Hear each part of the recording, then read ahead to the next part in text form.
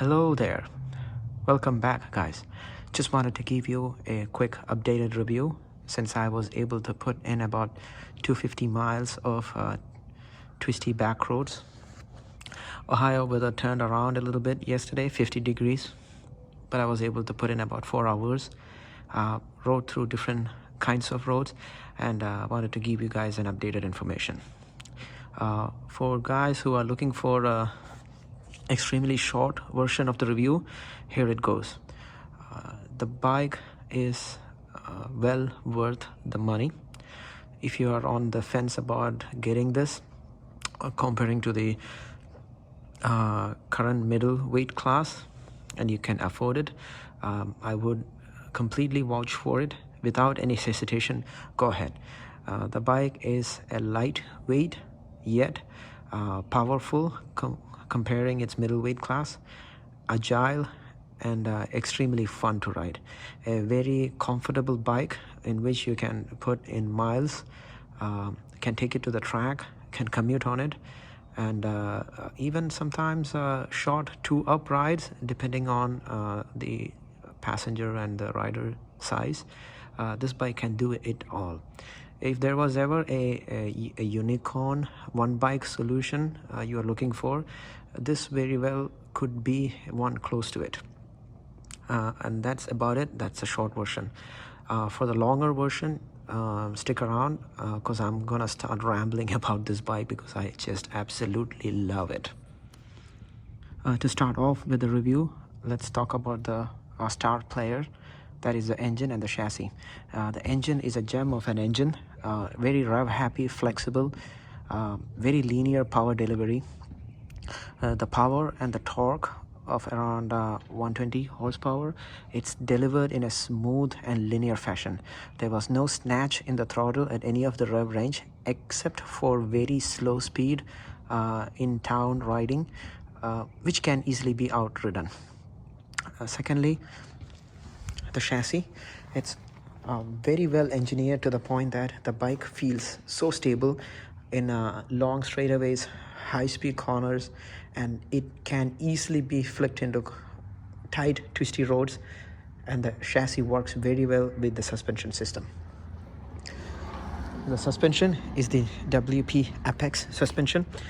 I have a feeling that WP suspension is a little bit more on the plush side compared to the other main players like Öhlins and Nitron and etc. I absolutely liked it that way for the street riding. It would soak up all the irregularities and bumps without affecting the stability of the bike.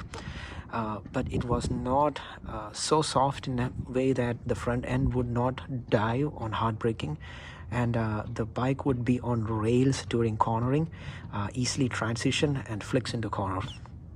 There were some blind corners because of how good the bike felt. I was taking it at a speed kind of more than what I should be doing, but despite that, those irregularities did not cause me to jump off the bike, and the bike maintained its line and stability.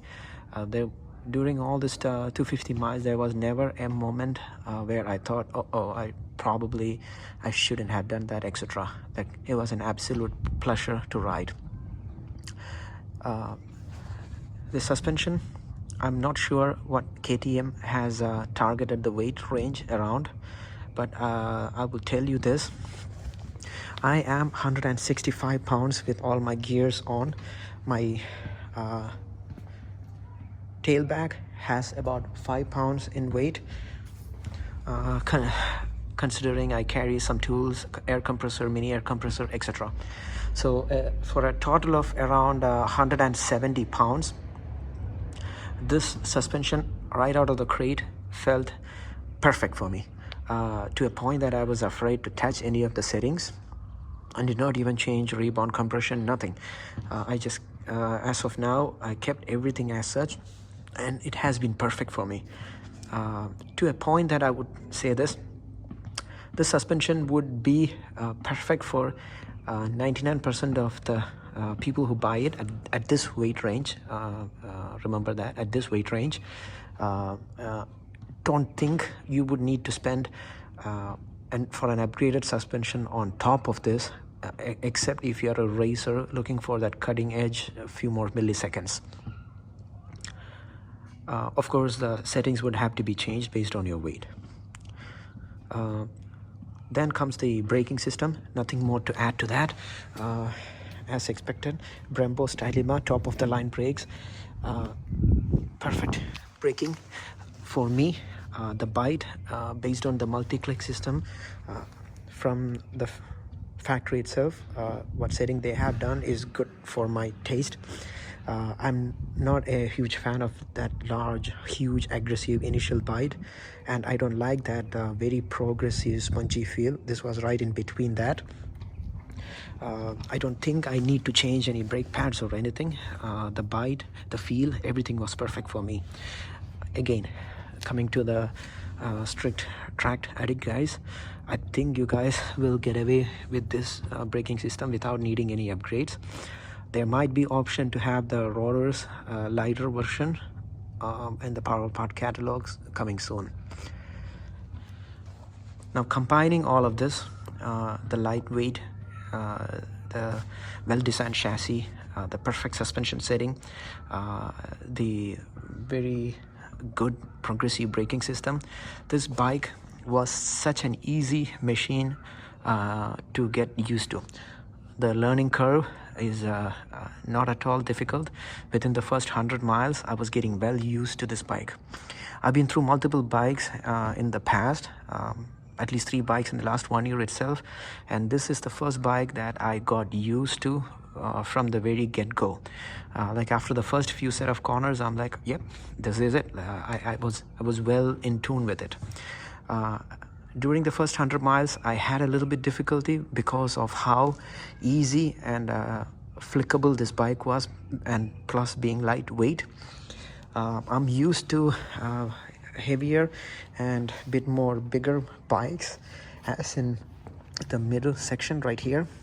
This bike is so compact that initially I found it hard to grab onto that tank with my thighs, and during hard cornering I would have to shift a little bit more to get that thigh locked in, and during that shift the bike is so flexible, even that slow change in weight would make the bike want to just change into a corner.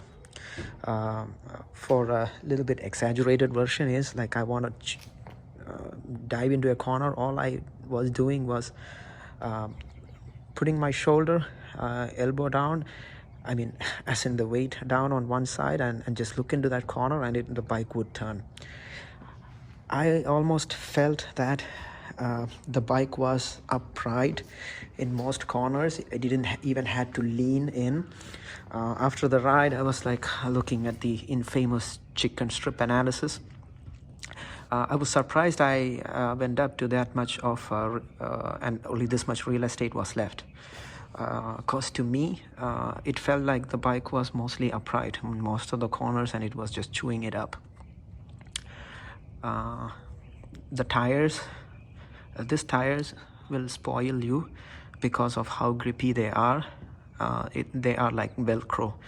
Of course, the downside will be less longevity, but once you are getting used to such levels of grip and confidence, I have a feeling that it's addicting, guys. It's really addicting, going into a corner and just laying it down and completely trusting your tires and the machine. This bike works perfectly in tandem with such a tire. Now, regarding the electronic rider aids, this bike comes with a new IMU. I believe this is a 6-axis version. I tried to look up Bosch site and all to get more information on that, which I couldn't. If any of you guys know more, please let me know below. If I am analyzing it correctly, this IMU has at least 2 new more axes to record data.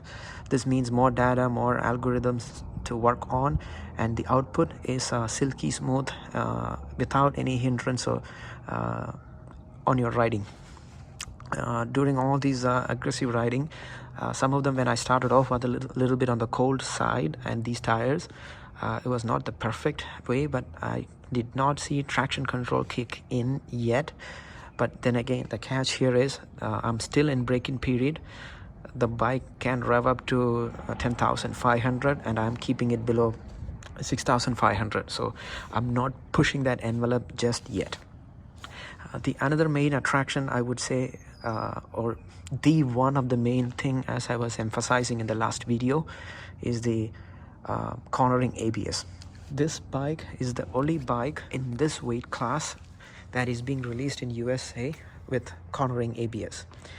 In fact, I would say this is the only bike less than a heavier touring bike, so less than a heavier litter bike, that has a cornering ABS and traction control system along with the IMU. Of course, the new BMW 900s are coming out. They will have that option as in ABS Pro, which is the name for BMW system. I cannot emphasize on the need for that extra level of safety net. Again, we'll talk more about the electronics in another video. One more thing I would like to add here is the motor slip regulation. This bike in these days is not a big CC engine, even though it's like 900 and they call it a middleweight. The engine braking is very smooth and linear. I don't know if I can describe it that way, but that's how I feel it. The engine revs up easy and smooth, the same way the engine revs down easy and smooth. This helps you immensely to keep a rhythm. Let me try to explain that, which I find it hard to explain in words. Imagine a set of back-to-back S corners, and with a different bikes I've tried it. Of course, the smaller bike will be the perfect one to handle such corners, but this bike with its lower weight as well as the enough power and torque is such a fun machine to tackle those, and everything can be done just by modulating the throttle alone. It's not like you are revving up the throttle all the way just to get that power, and you don't have to brake because you had so much momentum you were carrying into the next corner. How do I describe this? Imagine this scenario. This bike sits perfectly in between the lightweight common bikes that you see, like a R3 or a Ninja 400. Weight is closer to a lightweight bike, while the power and torque that this bike delivers sits closer to the big boys, the litter bikes. So this bike occupies the perfect sweet spot in between that. Again, a unicorn that we all wished we had, and here it is available to buy and enjoy and ride. And lastly, the bike gives you so much confidence, makes the fun factor go up so much. Riding style, like I said, I had to change it up a little bit. I could keep more speed into the corners than I'm used to. I used to be a little bit more conservative in corner entries, especially if they are blind corners. With these bike and the extra safety net available, I'm more confident, yet not reckless. I never had a like oopsie moment with this bike. With this style of riding, I'm able to carry my speed and keep the bike upright and go more deep into a corner before I need to flick it and throw it into the corner. That way I can visualize, analyze the corner more perfectly. The upright sitting also helps with the visual. All in all, this is a perfect street weapon. On a very tight, twisty road, I would say this bike would give a run for money for any of the super sport bikes out there on a very tight, twisty road. A very tight, twisty road by means, I mean like those ones which has back-to-back 15-mile-per-hour S-turns and switchbacks. This is gonna be such a blast. A quick word on the ergonomics. as I was mentioning before, comes from a supermoto dirt bike background, very upright position. Despite the handlebar being flatter and lower, and the footrest being up and back, it was very comfortable for 4 hours that I spent on it. I could have easily done another 4 hours without any problem. That brings us to the point that you can use this bike for a multi-day touring, as long as its twisty back roads are involved and not any highway slabbing. To do such multi-day touring, you might have to consider changing the seats. KTM seats are well known to be hard and wooden. For me personally, I did not find it difficult or uncomfortable yet. Put on a bigger tail bag and you're ready for touring. Again, one quick word for people who are wondering about two-up capabilities. KTM was nice enough to give the seat cowl as well as a back seat with the hand grips as well as the pillion footrest. All of this is included with the purchase. The back seat is flat, comfortable. The difference in seat height is not too much.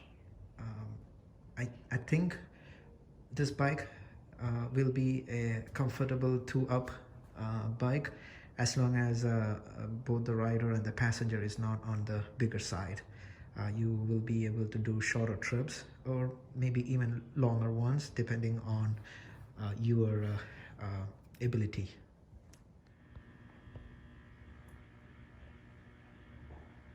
That's about it for today. Thank you for watching, subscribing, liking, guys. I try to keep it as short as possible, but still there is so much to share. I can't stop talking about this bike because I am absolutely in love with it. See you guys again for the next one. I have a couple more videos that I'm planning, and plus the pure ride footage with good sound. Watch out for that in the coming next few days. Thank you again.